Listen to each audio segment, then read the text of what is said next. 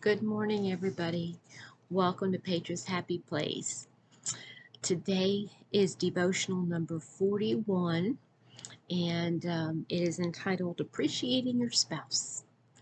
And it's going to be a little bit different of a devotional because I'm going to be issuing a little bit of my story. And there wasn't so much content in the devotional part of her writing today. Today is July 5th, the day after Independence Day. And yeah, so let me read a little excerpt. Let me give you some background. This is going to be taken from Sense and Sensibility, and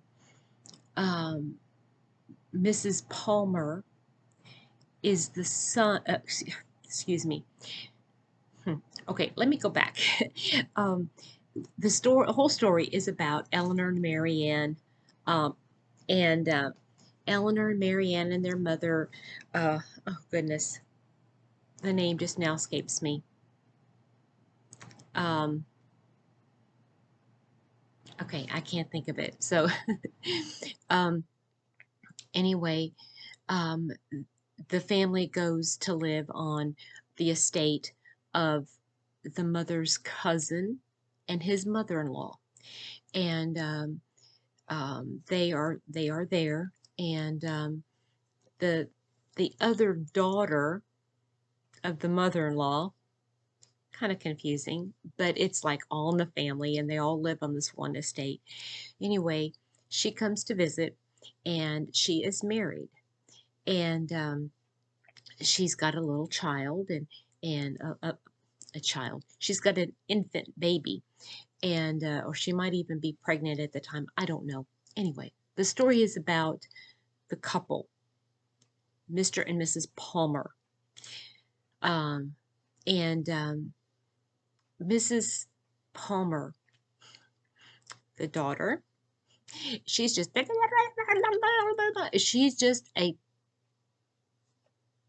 she can be a little deer. She can be a deer. Yes. And her husband basically just tolerates her. Now, any of you know anything about TV or anything like that?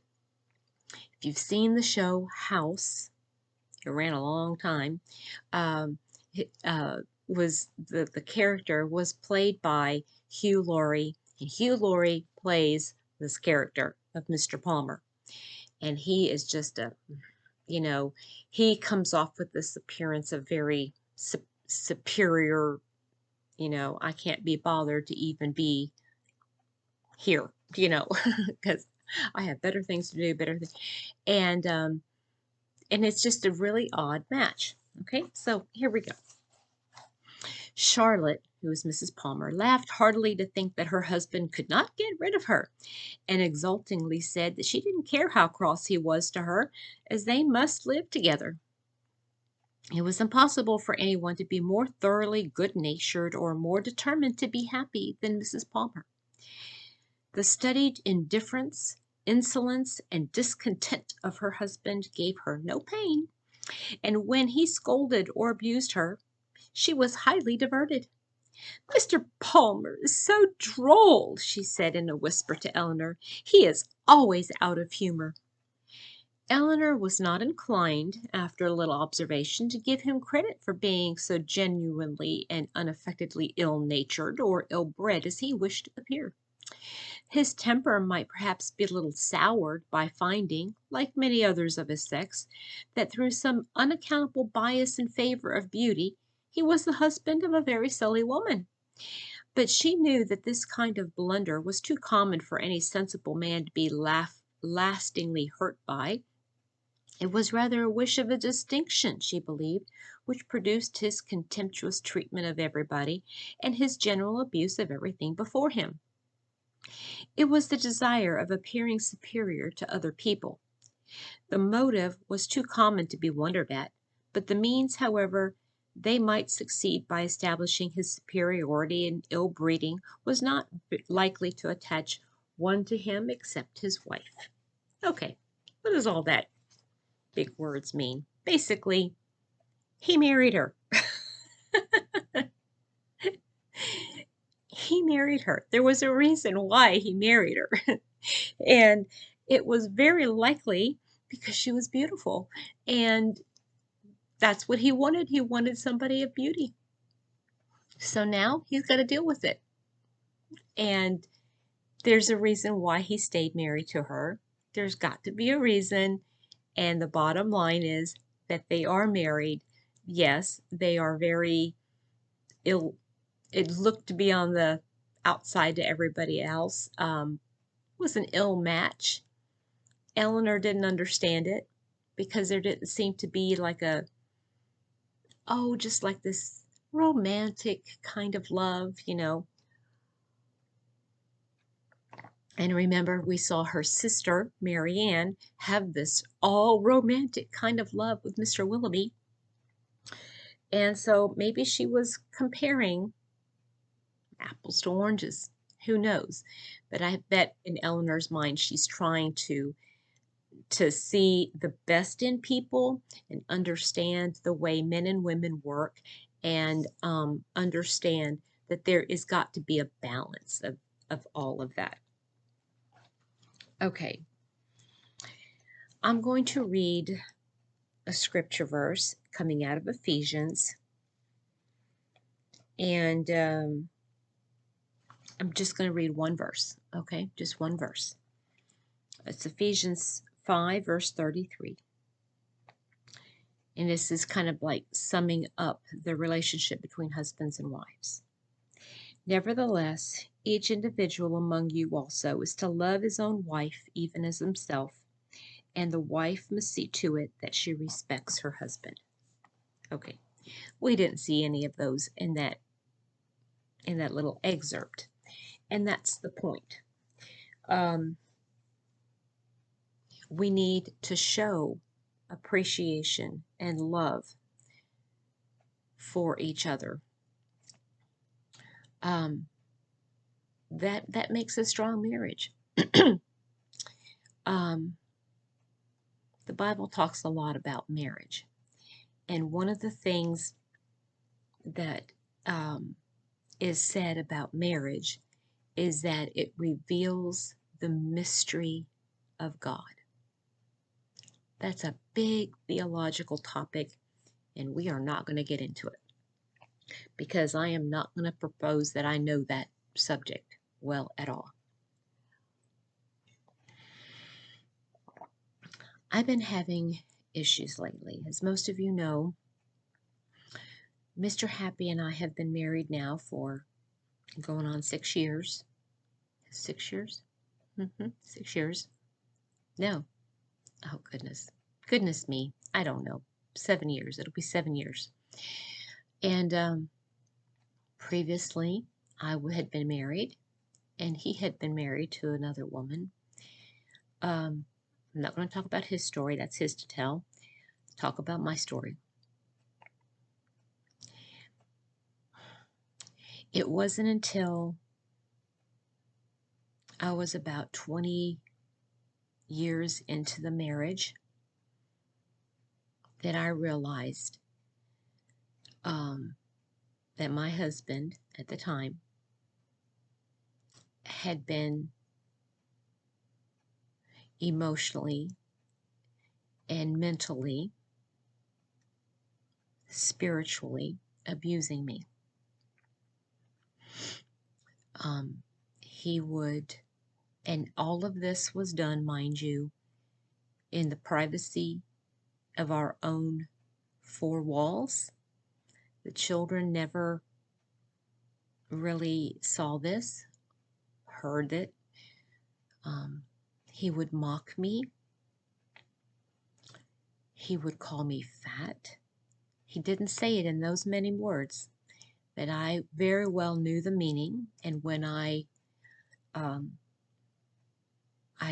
called him, or somebody called him on it, I had Shared this with a dear friend, and when she called him on it, he got very irate and said he never said that, which he never did say those exact words, but he implied it, and he knew it, and I knew it.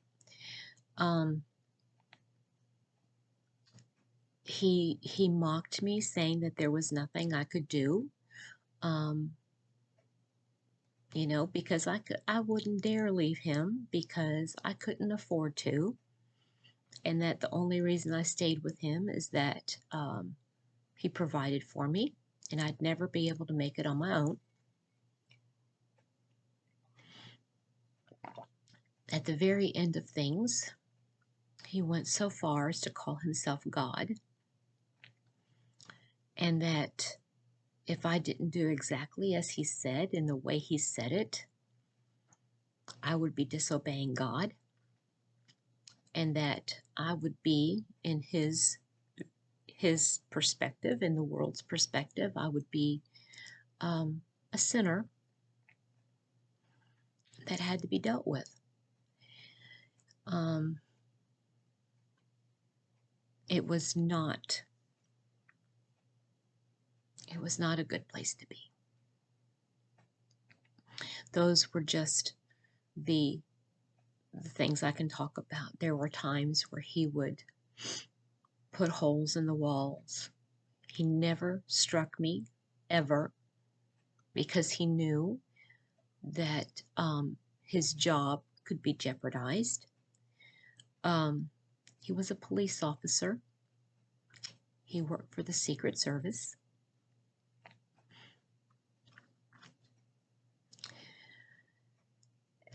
And he held that above everybody.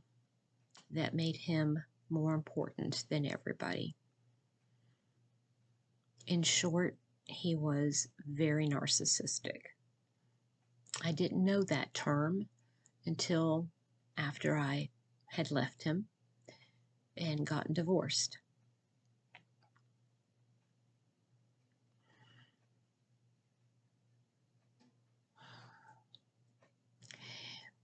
The bottom line is that all the appreciation that I had for him was a mockery.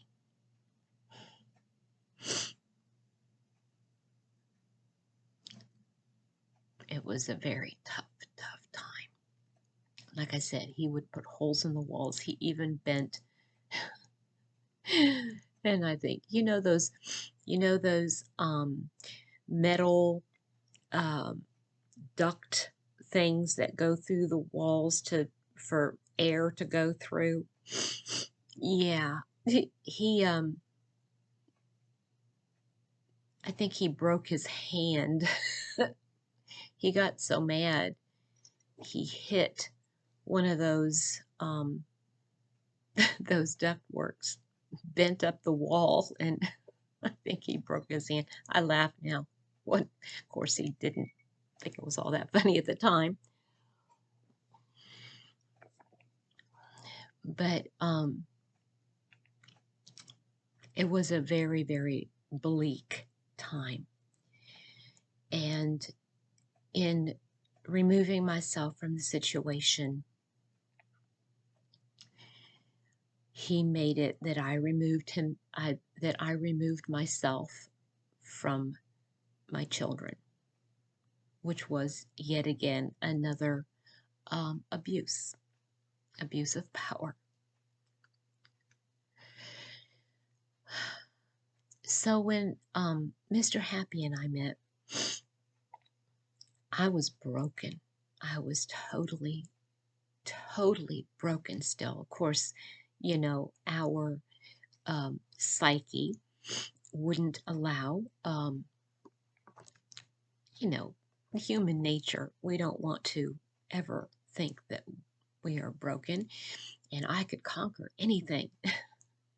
Well, Mr. Happy saw a broken person, and he never once pushed me to make any decisions or anything. But he loved me. And in spite of all of the pent up anger and everything, all the baggage that I had, he loved me and he appreciated me for who I was in God, in Christ. And he made it very easy for me to appreciate my spouse.